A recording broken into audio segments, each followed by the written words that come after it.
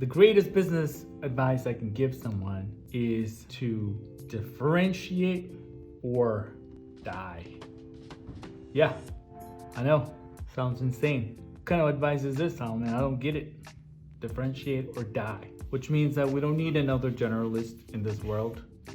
We don't need another company that sells just another of the same thing. We don't need another generic brand. How many of you buy generic products at Walmart? It actually costs less versus the brand, right? I'm gonna talk to you like it's a prescription. So why is that? Why is the generic cheap and the brand more? Sometimes you look at the ingredients, it's about 97% the same thing. So why is this guy like third of the price? Because in business, much of the strategy, what companies use to grow is sometimes very counterintuitive. The key word in every business, like you want to be successful, you want to be global, you want to take it to the next level, is focus. This camera that's recording this is focused on this board, right? This is focused. Like I always have lens and cameras all over me because I, create a lot of content. This lens right here, this is a wide angle lens, just in case you want to learn more about this lens. This means it's going to capture a wide area. It's going to focus on a wide area, whereas I have another lens right here. This is a 90 millimeter lens. It is kind of big, right? It's a monster. This 90 millimeter lens right here is going to give you a close-up picture. In fact, this is going to capture only a small percentage of the area that this lens would capture. Very nice, completely different. It's apples and oranges. In many businesses, we're operating in a wide angle shape, right? We're taking on anything that we can get in our business. So we'll take on, this service and that service and this service, right? And that service. One client asks, can you do, X, Y, Z? Immediately our answer is yes. They say, hey, can you do A, B, Z? Yes. You feeling me? Can you see A, X, Z? Yay. We're like, yay.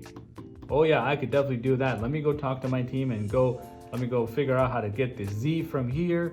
We're gonna put it over here and we're gonna get the A from here and we're gonna make our own X, right? Like we're creating products and services on the fly to meet the demand of our customers, which we think we're actually doing a good job by creating things that was never created. We are so clever, look at us. We're like practically modern day Albert Einstein because we're able to do that, right? And what is that doing to our focus? Oh man, what is that doing? It's doing the opposite of what focus is. We're actually going away and away and away and away. Eventually you're like, what do we do? Like, what exactly is our company? Nobody knows. It makes it so difficult to create your vision and mission statement because our values and our mission and vision are all over the place. Are we gonna get rid of this service, right? Oh no, we can't do that. We're gonna get rid of this service? Oh no, we can't do that either. We kind of need to have all these services to be able to make our X million dollar goal every year. So we can't get rid of anything. So what does that mean at the end of the year? Solomon, we cannot focus. We need everything. The everything is the opposite. You're actually appealing to no one because you're trying to appeal to everyone. You get what I'm saying? The lack of focus is so bad in companies that most of the time we think that in business to grow, it's addition instead of subtraction. I know, sounds simple. This lens is a business model that I would want to take on, not the wide angle guy, right? The wide angle guy is exactly what we're often attempted to do. We like the wide angle. We want the possibility of building an airplane engine like GE, and we want to be able to make a washing machine too at the same time.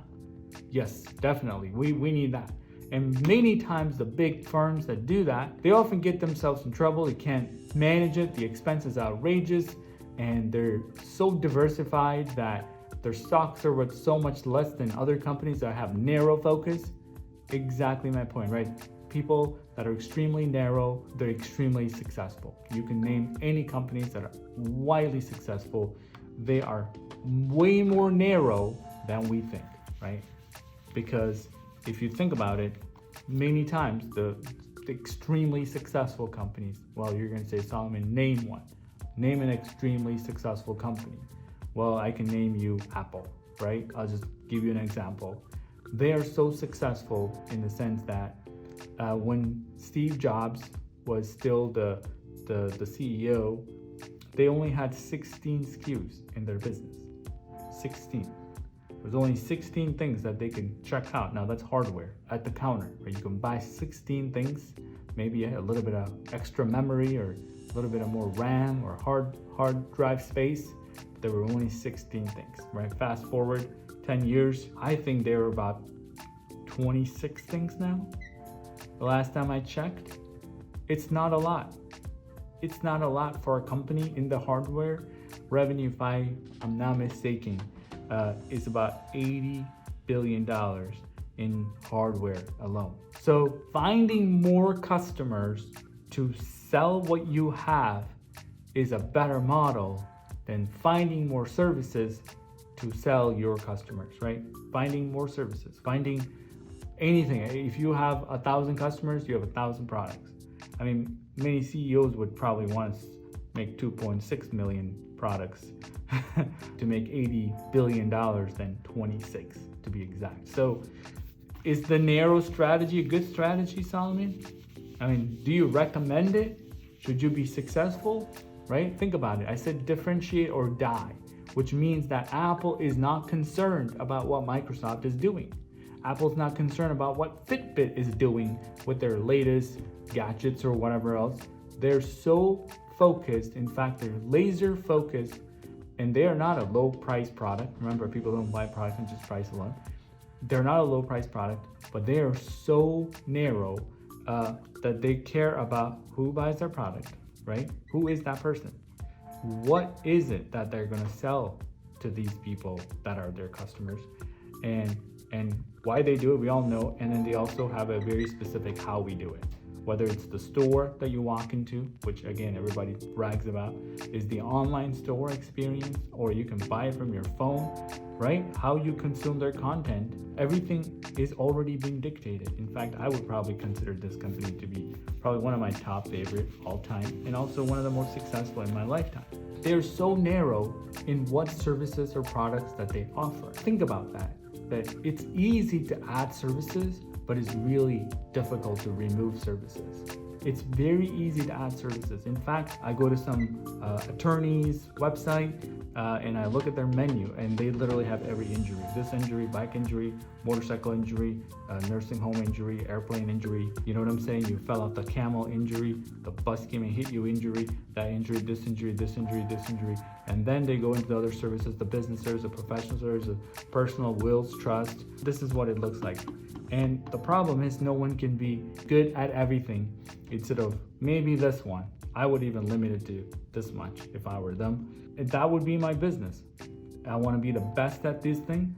I want to be laser focused at it. I want to be the leader. I want to invent stuff. People that are generalists really invent anything. Dyson, who came up with the most fanciest vacuum cleaner, right? Because he only cares about this thing. He was so interested in building a suction engine, motor, whatever you want to call it, to create the most efficient product. And it's also unique because he spent so much time. He failed like 5,500 times before he got that right. Believe it or not, 5,500 times. Most of us are willing to take about 5 times to fail, and then we say, forget that. If that didn't work, we're moving on to the next service. Does that make sense? Dyson never gave up. He didn't give up 5,000 times, and some of us are ready to give up. I want you to know the biggest thing that you can do today is to have a laser focus on who your customers are, what you can do. Many companies I see every single day, and I ask them the very same question. It's like, hey, what differentiates you guys? Right? It's like crickets. Or the other question might be, who is your ideal customer? And when that is a 7-minute conversation, means that they don't have an ideal customer that they've figured out yet. Believe it or not. You have to remember, people are buying your expertise.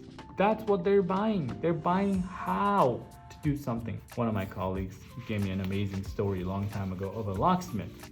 I'm gonna make this my last story, okay? It's my last story. I'm gonna wind this video down. So it was a locksmith that was trying to come in and fix a safe. Let's call this the safe. I'm not the best artist, I promise.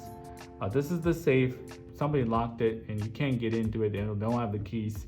And the guy comes, it took about 5, maybe let's put 10 minutes to do the work. He gets it open. He's like, here you go, sir. There's your lock. There's your safe. Go right on in, have fun, right? So he opens up the safe and he gives the homeowner a $400 bill. And then the homeowner says, well, wait a minute. You took 10 minutes to do that. There's no way that you're gonna charge me $400. Now, I'm sure you're thinking the same thing and say, what the hell? What is this $400 bill for a 10-minute job?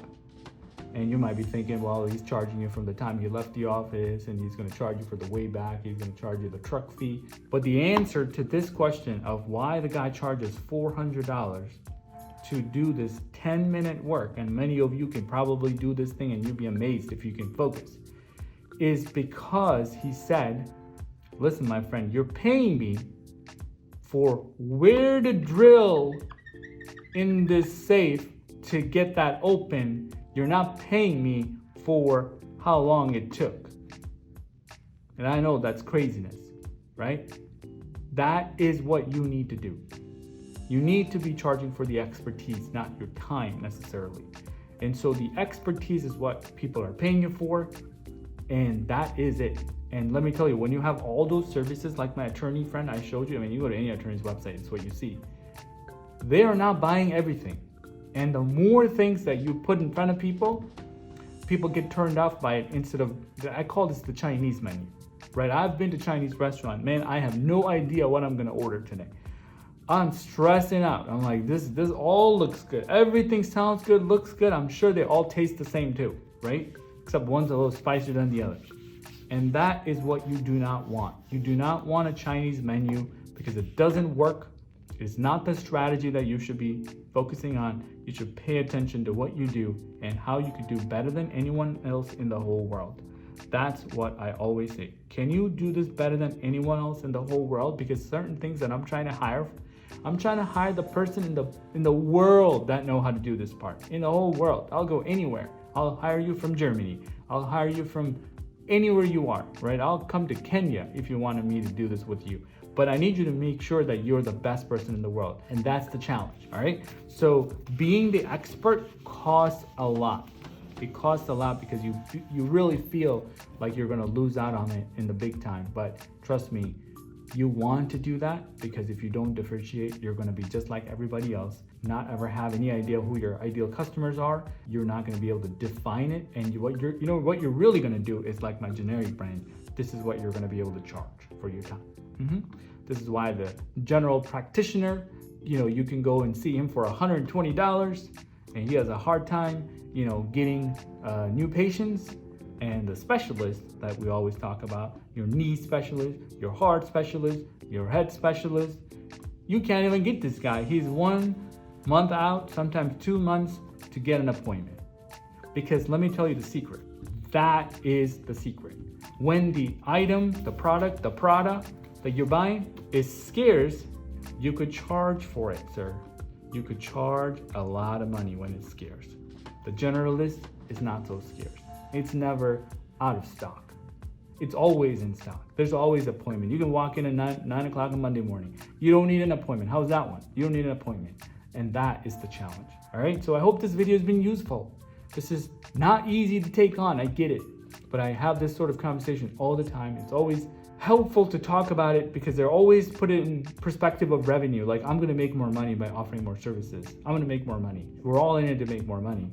But I don't know anybody who has 26 SKUs and has $80 billion. All right. So that's what I'd like to be doing with you. And if we could do that, that would be fantastic. Let's partner together, right? Like, that's what I want to have in terms of conversation. So I hope you're not looking everything in life through a wide angle lens. That's what you want. You want to be focused. You want to be focused, extremely laser focused on one object, and that is it. That object is your customer. That object is what you can do for that one customer, what is the best thing you can do. And sometimes that means that There may be a time where they want more services that you don't offer, they're gonna go somewhere else, and that's okay, right? But you know what you're good at, and you're gonna continue to find more customers that fit the bill, and you would be able to tell me why you do something and who you do it for and what you do a lot easier. And that is what I want you to do today. So I hope this video has been useful. And if it is, leave me a comment. Tell me if you enjoyed it. And if you did, give me a thumbs up. Send it to someone that should see this content, because obviously they might be struggling. They might be thinking that they're gonna make more money by doing more things, and it's actually the opposites. But thank you for watching, and consider subscribing, and I will see you next time.